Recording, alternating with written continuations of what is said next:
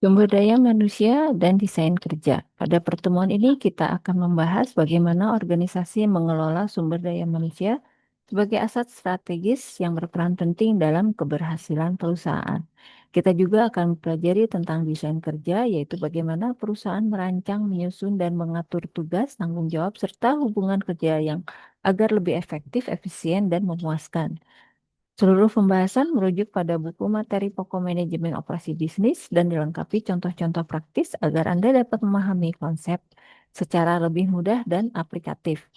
Capaian mahasiswa yang diharapkan, mahasiswa memahami konsep, prinsip, dan peran manajemen sumber daya manusia, serta desain kerja dalam meningkatkan produktivitas dan efektivitas organisasi.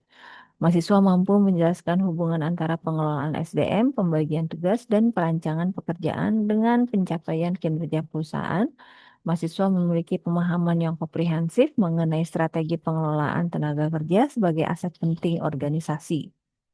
Capaian pembelajaran khusus, mahasiswa mampu merancang desain kerja yang efektif sesuai dengan tujuan organisasi dan karakteristik sumber daya manusia.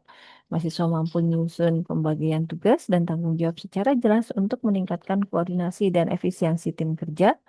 Mahasiswa mampu menentukan dan menerapkan sistem pengukuran kinerja berbasis metode produktivitas untuk menilai efektivitas individu dan organisasi. Mahasiswa dapat mengevaluasi hasil kinerja dan merumuskan strategi perbaikan untuk mendukung peningkatan produktivitas secara berkelanjutan.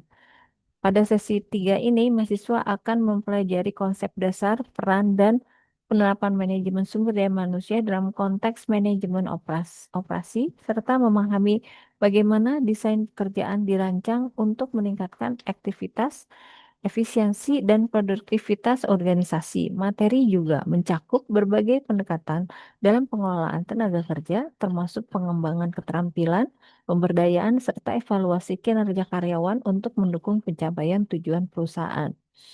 Materi yang dipelajari meliputi peran SDM dalam manajemen operasi, memahami fungsi strategis SDM dalam mendukung aktivitas proses produksi dan pencapaian target organisasi.